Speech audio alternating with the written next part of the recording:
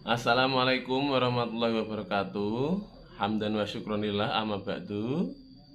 Apa kabar anak soleh solehah yang Bapak Yaki sayangi? Pertama-tama marilah kita panjatkan puji syukur kehadirat Allah Subhanahu wa taala dan sholawat senantiasa kepada Nabi Agung Muhammad sallallahu alaihi wasallam. Nah, sebelum mulai pelajaran, marilah kita berdoa bersama-sama ya. Bismillahirrahmanirrahim. Rabbi zidni ilma warzuqni fahma. Amin. Pada pertemuan kita kali ini, kita akan belajar teladan Nabi Hud alaihissalam. Dibuka halaman 36. Dan nanti anak saleh-salehah mengerjakan tugas halaman 37 ya, ada soal itu. Ada soal 1 sampai 3 dikerjakan di buku tugas jawabannya saja ya. Kemudian untuk yang atasnya dicentang di buku paket seperti biasanya. Baik, Pak Yaki akan sedikit bercerita mengenai teladan Nabi Hud alaihissalam. Nabi Hud alaihissalam adalah nabi yang terkenal akan budi pekertinya yang luhur. Beliau taat kepada Allah dan tidak mudah marah. Pada waktu itu Nabi Hud hidup ya bersama dengan kaum Ad. Kaum Ad ini adalah kaum yang sangat kaya raya. Mereka kaum yang sangat pandai, ahli dalam bidang bangunan ya. Jadi bangunan-bangunannya itu bagus-bagus. Walaupun zaman dulu tapi sudah bertingkat-tingkat, membuat bangunannya terkenal bagus ya. Sampai ada bukti-bukti sejarahnya sampai saat ini.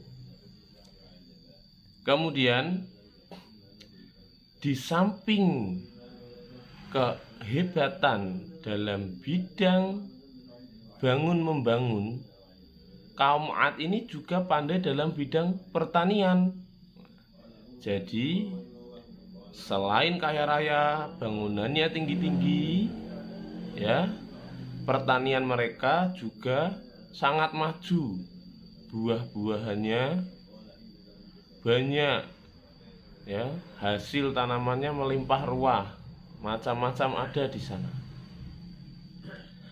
Yang demikian itu menjadikan kaum Ad sombong ya, sombong dan takabur ya. Mereka tidak menyembah pada Allah, tapi malah menyekutukan Allah atau berpaling pada Allah dan menyembah berhala ya. Kaum Ad ini sudah dicoba oleh Nabi Hud untuk beriman kepada Allah, tapi mereka karena kesombongannya ya menolak hal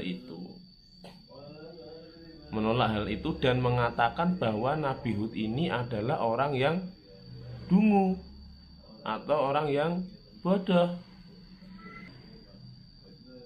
Mereka malah berperilaku kasar kepada Nabi Hud ya.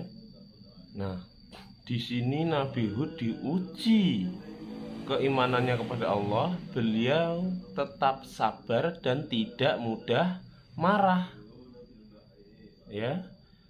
Mereka membandingkan dengan patung mereka yang terkenal namanya ya, Samud dan Hatar ya, bahwa mereka diberi kemakmuran lebih daripada harus menyembah kepada Allah.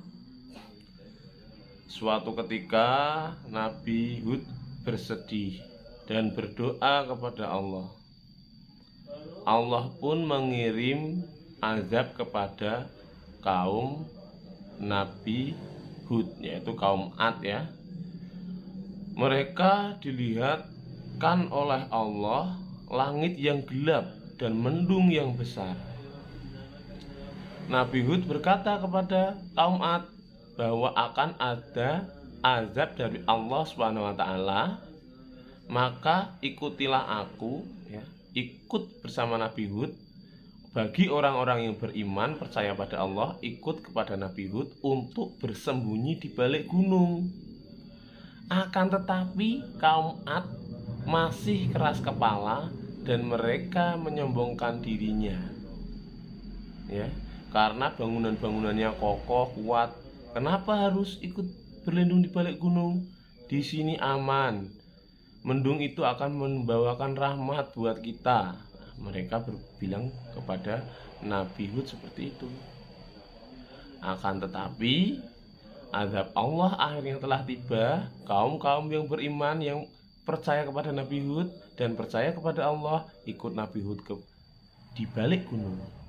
Jadi mereka selamat. Untuk kaum yang tidak beriman pada Allah dan tidak mempercayai ajaran Nabi Hud, terkena angin puting beliung yang sangat besar sampai meluluh lantahkan bangunan-bangunan yang sangat megah tersebut.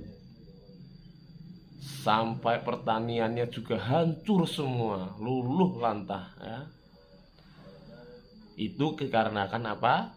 Dikarenakan kaum Ad tidak beriman kepada Allah dan menjunjung tinggi mengamalkan ajaran Nabi Hud.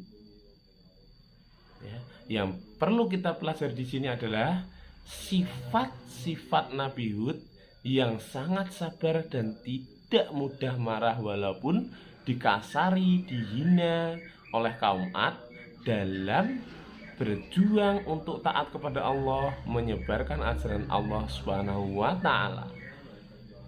Baik, demikianlah kurang lebihnya kisah teladan Nabi Hud alaihissalam. Semoga bisa bermanfaat untuk kita semua, ya. Baik anak solih solihah, ya. Demikianlah yang bisa Pak Yaki ceritakan sedikit tambahan materi tentang Nabi Hud alaihissalam, ya. Belajar di rumah, ingat mengerjakan halaman 37 yang centang diisi di buku paket 1-3, kemudian yang bawahnya lagi 1-3 ditulis jawabannya di buku tugas saja. Karena ada berceritanya, jadi nanti ditulis singkat tidak apa-apa. Yang penting semangat belajar untuk menulis, tidak mudah marah, jangan mengeluh, kita tulis huruf per huruf pelan-pelan tidak apa-apa, ya, sambil menghafalkan bentuk-bentuk huruf, begitu ya. Baik, demikianlah yang bisa Pak Yaki sampaikan. Terima kasih banyak atas perhatiannya. Mohon maaf atas segala kekurangan yang Pak Yaki sampaikan. Mari kita membaca hamdalah bersama-sama. Alhamdulillahirabbil alamin. Baik, assalamualaikum warahmatullahi wabarakatuh.